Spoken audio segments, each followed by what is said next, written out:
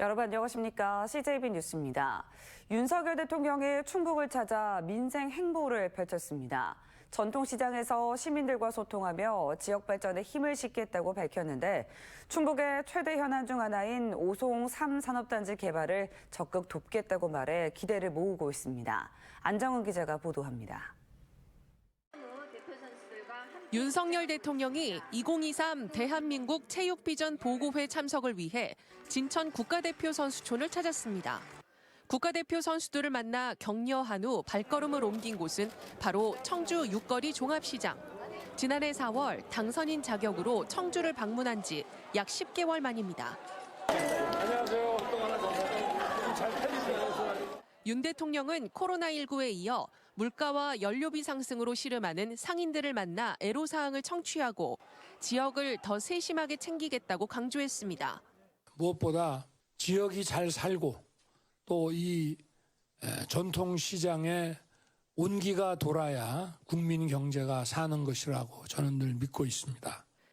윤 대통령은 또 충북의 발전을 위해 지원을 아끼지 않겠다고도 말했습니다.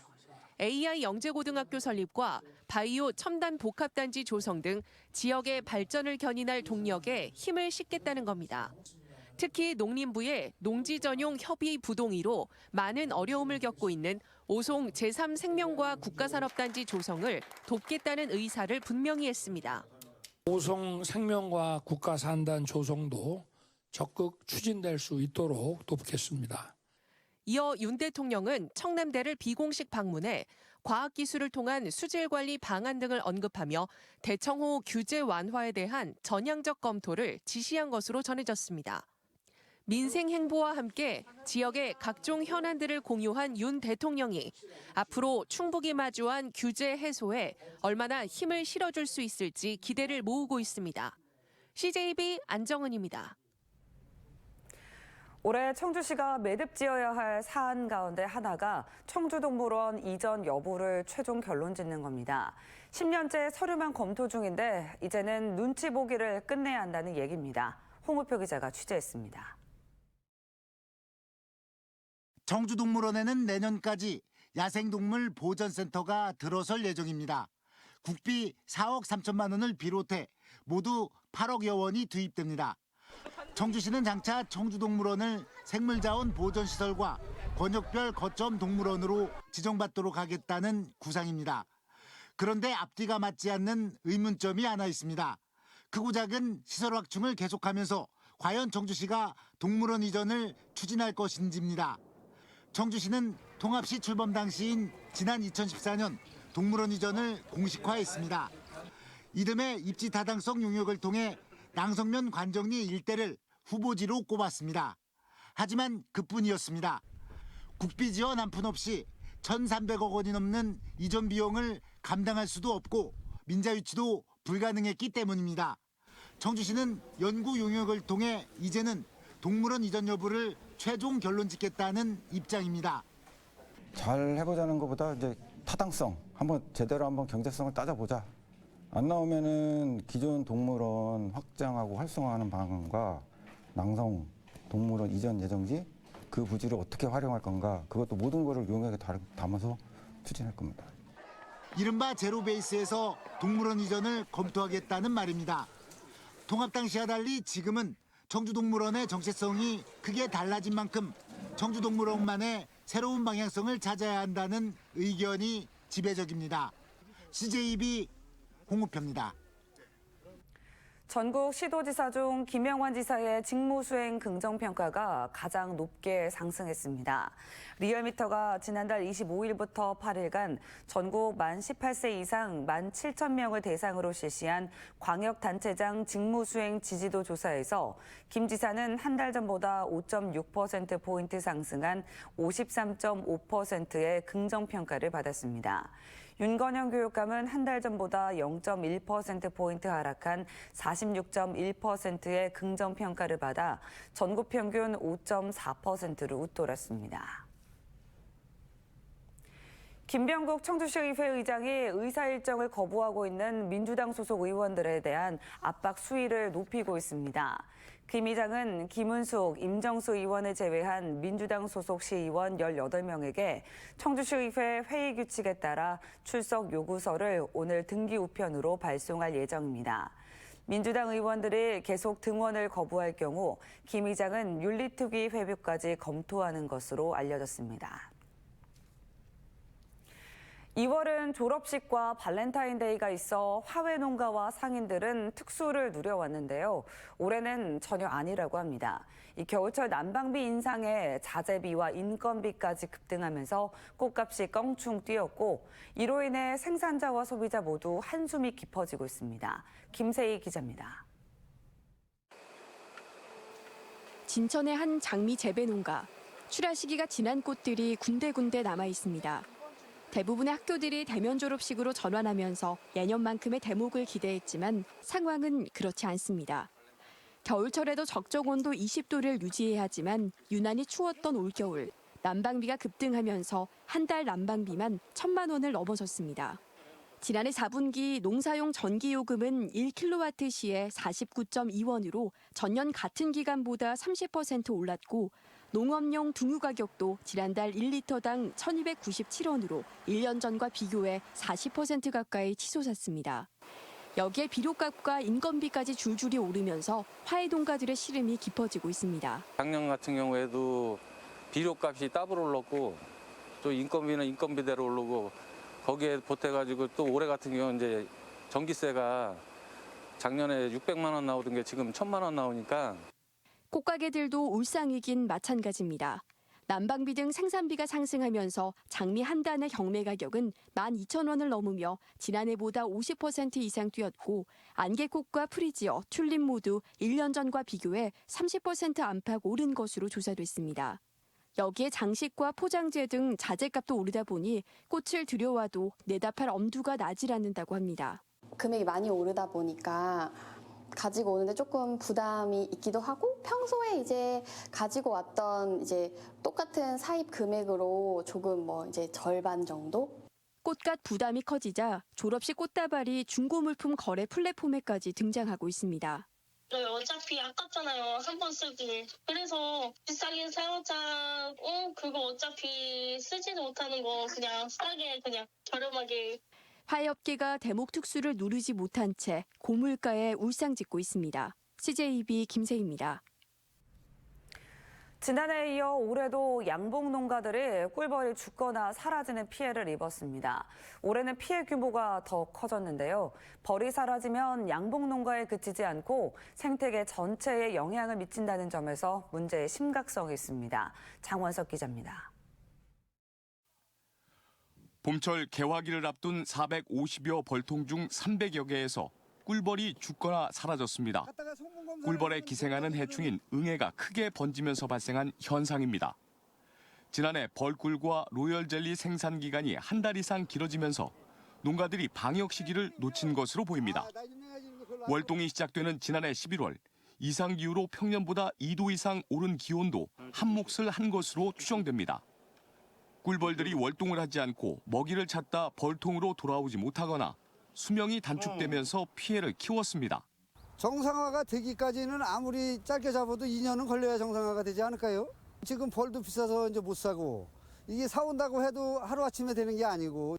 충북의 양봉 농가 절반이 이 같은 피해를 본 것으로 보입니다. 충청북도가 전체 양봉 농가 2,500여 곳 중 44곳을 샘플 조사한 결과 23개 농가 1,300여 벌통이 피해를 입었습니다. 농가 기준 52.3%, 벌통으로는 16.7%입니다.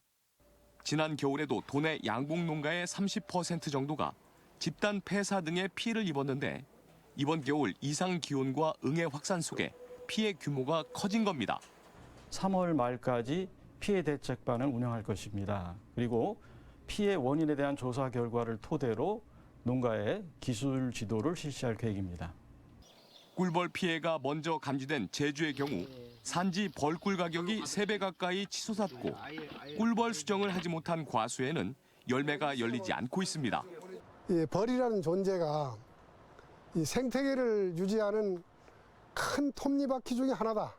그 톱니바퀴가 빠져 있으니까 이상 기온과 병충해가 몰고 온 양곡 농가의 꿀벌 피해가 연쇄적으로 번질 우려를 낳고 있습니다. CJB 장원석입니다. 단양군의 귀촌한 자매가 마을 발전 기금을 안 냈다는 이유로 마을에서 따돌림을 당하고 있다는 제보가 들어왔습니다. 이 마을 발전 기금은 강제 규약이 아니다 보니 이를 둘러싼 갈등은 해마다 계속되고 있는데요. 이제는 표준화된 마을 규약 등 대책이 필요해 보입니다. 박원 기자입니다. 2년 전 홀로 사는 아버지를 모시기 위해 경기도 용인에서 단양군 대강면의 한 마을로 언니와 함께 귀촌한 권미영 씨. 권 씨는 그해 9월 아버지가 돌아가시고 난 뒤부터 마을 이장에게 마을 발전 기금을 납부하라는 등의 갑질을 당했다고 주장합니다. 100만 원을 내야 돼.